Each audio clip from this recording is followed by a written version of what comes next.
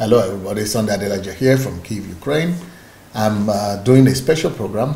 Today is the third part of it, where I'm presenting my books to the world, and I'm telling you, my audience, and people who care to know the books that we have, their titles, and what to expect in each one of them. So we have done two parts already. This is part three. So the book I'm starting with today is called Do Not Spend the Money You Do Not Have to Buy What You Do Not Need to Impress People Who Do Not Care.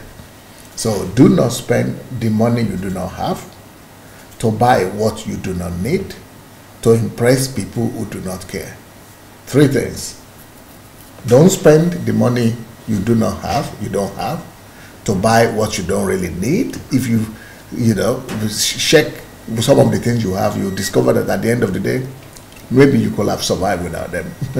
Number three, some of the things that we buy them to impress other people or under the pressure or in the influence of people. So, but we are not supposed to be living for others. We are not supposed to be living to impress people. When you begin to live by the deception of impressing people, you begin to get into obligations and into troubles and challenges that you never anticipated. So don't spend the money you do not really have anyway, because you don't have money growing from the trees and you don't have money flowing like a river in your backyard. So nobody has enough money. Why do you need to spend the money you don't have to buy what you don't really need at the end of the day? Maybe it's a want, but it might not be a need. And then to try to impress people and people don't really care. People only care about themselves. So this particular book will help you to be able to manage your money. It's all about savings, management, investment, and and not living for emptiness, not living to show off. There is a series that I'm going to do that's going to be called High Yielding and Low Yielding Life, and I'm going to write a book on that as well. But don't live a life of show offs and fun and to just live off vanity just because you want to impress other people. The Robert Hand in the quotation that I put in the book says, the better you feel about yourself, the less you feel the need to show off. So, don't let us live for the impression and feelings of others. Live for purpose. The next book I'm going to present to you today is probably the most important book for me, because in this book I'm sharing my greatest secret, the greatest secret that I discovered in my lifetime. And that secret is simple. Oh no, I think I shouldn't tell you. But the book is called Life's Greatest Secret, my greatest discovery in life. So what do you think will be the greatest discovery of Sunday Adelaja in life? That is besides God. What is my greatest discovery? What's my greatest secret? What's the greatest secret in life? Well, this is what this book is about. Life is about secrets. And it is the secrets that you have that will determine your exploits. So each person's exploits are determined by the secrets that he has privy to. So God has helped me to be privy to a few secrets in life. And this book will open them up to you, because here I'm sharing them with the world. Life's greatest secret. My greatest discovery in life. Enjoy. The next book is absolutely a vital book. It's called The Kingdom of Love. This is what we are all about. This is what the whole world is about. This is what the kingdom of God is about. This is what God is about.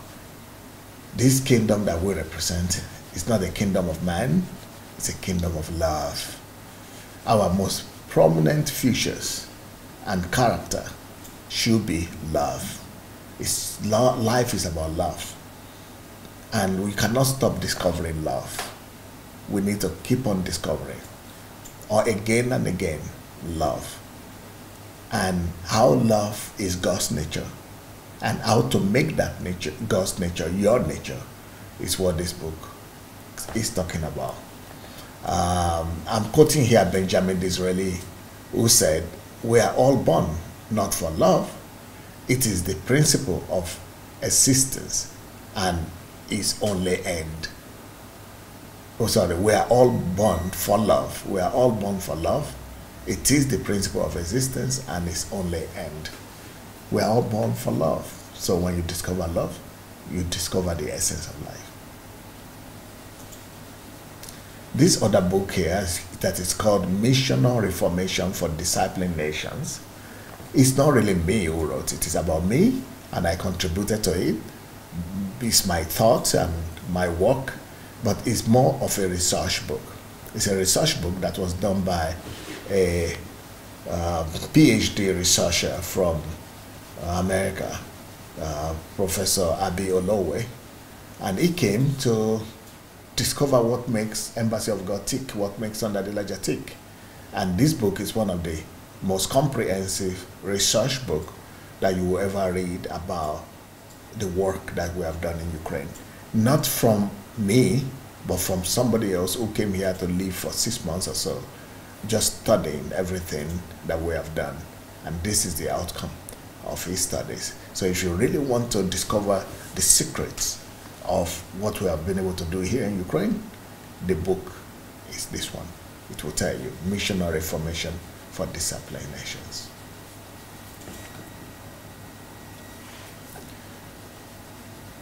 Next book is called Life is Predictable. Life is predictable. Anybody that knows me will know that this is probably one of the most consistent philosophy that I built my life around and that I use to teach people around me that life is predictable, that don't wait to become a victim of life. Don't wait for life to control you or for life to tell you what to do or where to go, but rather take charge of life and let you can become the author of your life. You can create the life you want. And the quotation I put in the top of the book is from Abraham Lincoln, and it says, "The best way to predict your future is to create it."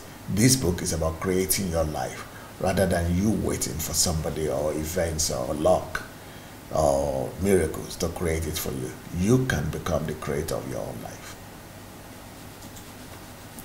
The next book is called Life and Death in the Power of the Tongue. This is minding our words and what we talk about, the words of our mouth. What we speak about is important to create our life, because we either speak life into ourselves or we speak death into ourselves. So life and death is in the power of your words. So this is a book that talks to us about how to use the power of our tongue to create life rather than to destroy. The next book is called You and Your Pastor. In this book, I'm talking about how to honor your pastors, how to honor the men of God among you. This is important because this is a book that I wrote for Europeans. In Europe, people don't naturally see any need to honor their ministers and their pastors. So they could call them by name and things like that and just talk to them as regular people. So I needed to write this book to open the eyes of the Europeans that no, people who are serving among you, they deserve some honor. But if I'm going to write a book like this, when I go to Africa, it will be the opposite. That they are, because in that place, they have stretched the concept of honoring men of God to the other extreme. And, they are now worshiping their men of God. So I would rather say, don't worship men of God. But in Europe, this is what is needed. The next book is called Time is Life.